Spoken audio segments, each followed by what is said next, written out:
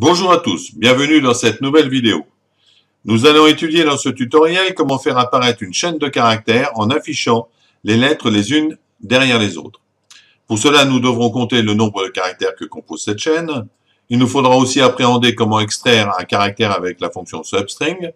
Et enfin, faire apparaître cette chaîne de caractères en affichant les lettres une à une avec une temporisation entre chaque. Ce qui nous permet de mettre en avant les fonctions suivantes, substring et len.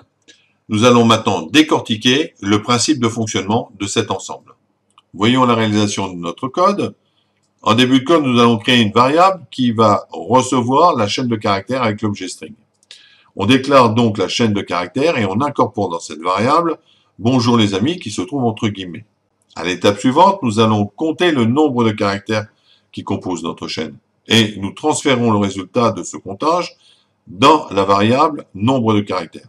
On le voit bien dans la ligne ci-dessous, où nous avons la variable nombre de lettres, déclarée au préalable en entier, et la variable chaîne de caractères qui est accompagnée de la fonction len, qui nous permet donc d'avoir ce résultat, c'est-à-dire de compter le nombre de caractères. Comme je vous l'ai précisé en début de ce tutoriel, nous allons afficher la chaîne de caractères les uns derrière les autres, ce qui implique l'utilisation d'une boucle. Voyons la composition de cette boucle. Nous avons déjà l'initialisation en entier de la variable compteur. Ensuite, nous avons le nombre à atteindre qui se trouve dans la variable nombre de lettres. Et nous avons l'incrémentation. À l'intérieur de cette boucle, eh bien, nous avons cette ligne de code, serial print. Et serial print sert à afficher sur l'écran le résultat qui va se trouver entre les deux guillemets. Alors, chaîne de caractères, c'est notre fameuse variable, avec donc la fonction substring, qui nous permet d'extraire une sous-chaîne dans la chaîne. C'est-à-dire, on prend une partie de la chaîne et on la tire. Mais pour ça, pour extraire cette sous-chaîne, il y a deux conditions. Déjà, il faut savoir le début de chaîne et la fin de chaîne. Donc là, nous allons utiliser le compteur. Comme le compteur, c'est le premier passage, il est égal à 1. Donc, nous allons extraire déjà le B. Alors là, je vous ai fait une petite démo. Le premier, donc, va extraire le premier caractère, c'est le début.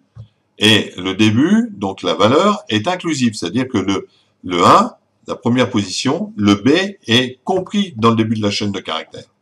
Alors, en fin d'extraction, la valeur n'est pas inclusive, elle. Elle est terminale. C'est-à-dire, si je dis 1, et puis fin d'extraction c'est 2, eh ben on n'extrait que le B. Ou alors par exemple, si je dis eh bien 1, donc sur la première condition, c'est-à-dire l'extraction de début, je lui dis 1, donc ça sera, donc je vais démarrer sur le B, et si je mets 4, donc à la fin d'extraction, il va s'arrêter sur J, et s'il s'arrête sur J, ça veut dire que je vais extraire que bon. Vous voyez? C'est comme ça que ça fonctionne. Maintenant, voyons au deuxième passage. Au deuxième passage, comment ça fonctionne? Il n'y a que l'état du compteur qui va changer. Le compteur, eh bien ici, c'est égal à 2 puisque c'est le deuxième passage. Donc on positionne ici l'emplacement à extraire, le haut. Donc on sait déjà qu'il y aura haut dans notre chaîne de caractères. Et mon compteur est égal à 2 plus 1 puisqu'on a une constante. Et donc on va pointer sur le n. Comme le n n'est pas inclusif, on va extraire que le haut. Et donc là, on va bien afficher que le haut. Donc, vous voyez, on affiche le B, le haut, et à chaque fois qu'on va dérouler le compteur, on va à chaque fois extraire un seul des caractères. Maintenant que nous avons vu le principe de fonctionnement de comment nous allons réaliser le système, nous allons maintenant voir le code Arduino au complet.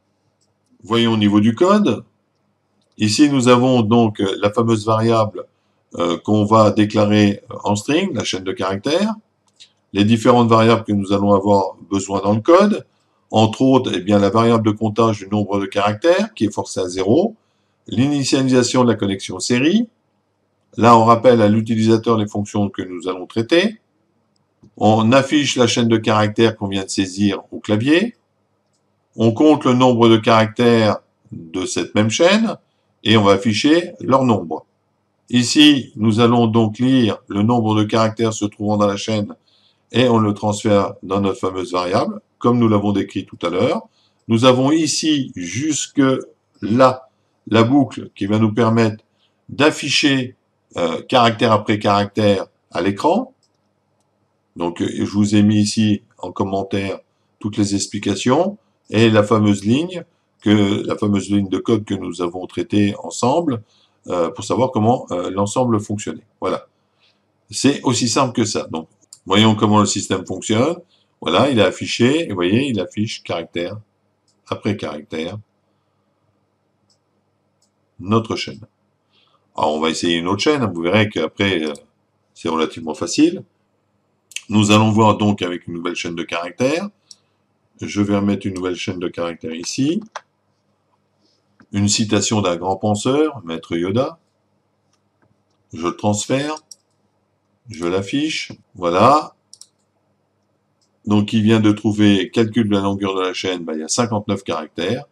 Et là, il vous raffiche donc l'intégralité de la chaîne qu'il a mesurée, caractère après caractère. Voilà. On va le laisser faire.